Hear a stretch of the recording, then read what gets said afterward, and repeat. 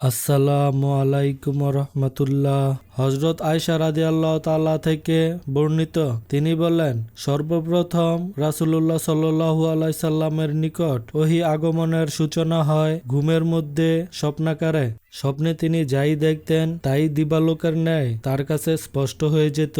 কিছুকাল এই অবস্থা চলার পর আপনা থেকেই তার অন্তরে লোকালয় হতে নির্জনে থাকার প্রেরণা উদিত হয়। তিনি মক্কা নগরী হতে ৩ মাইল দূরে হেরা নামক পর্বত গুহায় নির্জনে ইবাদতের উদ্দেশ্যে বাস করতে লাগলেন। তিনি পানাহারের জন্য বাড়ি এসে সামান্য কিছু নিয়ে যেতেন এবং সেখানে অনেক রাত ইবাদত বন্দিগিতে নিয়োজিত থাকতেন। কিছুদিন পর পর বিবি খাদিজার সাথে সাক্ষাতের জন্য বাড়ি আসতেন। পুনরায় কিছু পানাহার সামগ্রী নিয়ে একাধারে ইবাদত বন্দিগিতে রত হওয়ার জন্য হেরা গুহায় চলে যেতেন। এভাবে হেরা গুহায় আল্লাহর ধ্যানে মগ্ন থাকাকালে হঠাৎ একদিন তার নিকট সত্য আত্মপ্রকাশ করে, অর্থাৎ মহান আল্লাহর পক্ষ হতে ফেরেশতা জিবরাইল আলাইহিস সালাম ওহী নিয়ে রাসূলুল্লাহ সাল্লাল্লাহু আলাইহি সাল্লামের সম্মুখে উপস্থিত হয়ে বললেন, ইকরা, হে নবী, আপনি পড়ুন। উত্তরে তিনি বললেন, আমি তো পড়তে জানি না। হুজুর সাল্লাল্লাহু আলাইহি সাল্লাম বললেন, এটি শুনে জিবরাইল আলাইহিস সালাম আমাকে ধরে এমন জোরে আলিঙ্গন করলেন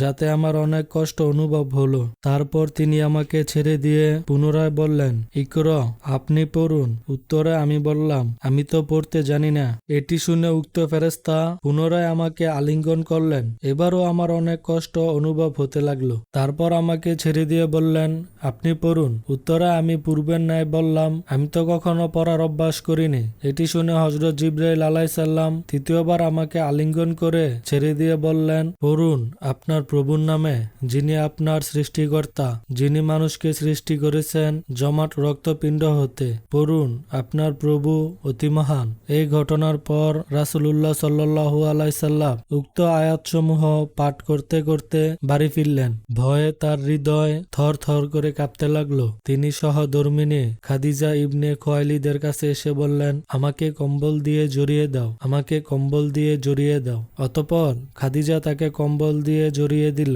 কিছুক্ষণ পর তার এই ভাব কেটে গেল। তিনি বিবি খাদিজাকে সব বিস্তারিত খুলে বললেন। তিনি বুঝতে পারলেন তার উপর বিরাট দায়িত্ব অর্পিত হতে যাচ্ছে। তাই তিনি খাদিজাকে বললেন, আল্লাহর শপথ, আমি মনে মনে ভয় করছি এই বিরাট দায়িত্ব আমি আদায় করতে পারবো কিনা। তখন তীক্ষ্ণ বুদ্ধি সম্পন্না খাদিজা রাদিয়াল্লাহু তাআলা রাসূলুল্লাহ সাল্লাল্লাহু আলাইহি সাল্লামকে সান্ত্বনা দিয়ে বললেন, আল্লাহর কসম, কিছুতেই নয়। মহান আল্লাহ তাআলা আপনাকে কখনো অপদস্থ করবেন না। আল্লাহ আপনাকে অবশ্যই সাহায্য করবেন, কেননা মানবতার চরম উৎকর্ষের মূল সব গুণই আপনার মধ্যে বিদ্যমান। আপনি আত্মীয় স্বজনের সাথে সদ্ব্যবহার করেন, আত্মীয় স্বজনের হক আদায় করেন, এতিম বিধবা অন্ধ অক্ষমদের খাওয়া পড়া ও থাকার ব্যবস্থা করে থাকেন, বেকারদের কর্মসংস্থান করেন, অতিথি আপ্যায়ন করে থাকেন, প্রাকৃতিক দুর্যোগে জনগণের সাহায্য করে থাকেন। সুতরাং এই অবস্থায় আপনার ভয়ের কোনো কারণ নেই। এরূপ সান্ত্বনা দেওয়ার পর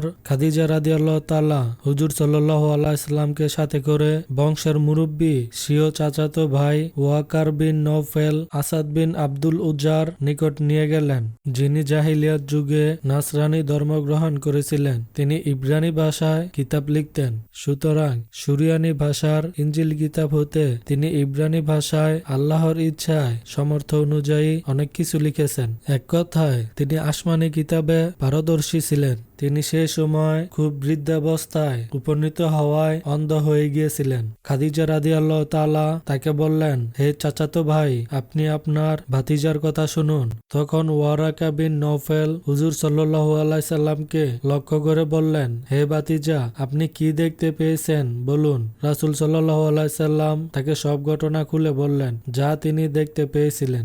ঘটনা শোনার পর ওয়ারাকা বিন নওফেল হুজুর সাল্লাল্লাহু আলাইহি সাল্লামকে বললেন, ইনি তো সেই মঙ্গলময় বার্তাবাহক জিবরাইল ফেরেশতা, যাকে আল্লাহ হযরত মূসা আলাইহিস সালামের নিকট প্রেরণ করেছিলেন। আফসোস, আপনার নবুয়তের প্রচারকালে যদি আমি শক্তিশালী যুবক হতাম, যদি আমি সেদিন জীবিত থাকতাম যেদিন আপনার সম্প্রদায় আপনাকে দেশান্তরিত করে ছাড়বে। এই কথা শুনে হুজুর সাল্লাল্লাহু আলাইহি সাল্লাম আশ্চর্য হয়ে বললেন, আমার দেশবাসী কি আমাকে বিতাড়িত করবে? উত্তরে ওয়ারাকা বললেন, হ্যাঁ, আপনি যে সত্য ধর্ম নিয়ে প্রেরিত হয়েছেন। আপনার ন্যায় যারা পূর্বে এরূপ সত্য ধর্ম নিয়ে প্রেরিত হয়েছে, জগৎবাসী তাদের সাথে শত্রুতা না করে ছাড়েনি। আমি আপনার সাথে কথা দিলাম, যদি আমি সেদিন জীবিত থাকি তাহলে অবশ্যই প্রাণপণে আপনার সাহায্য করব। এই ঘটনার অল্প কয়েকদিন পরই ওয়ারাকা ইন্তেকাল করেন। এরপর প্রায় 3 বছর যাবৎ ওহী বন্ধ ছিল।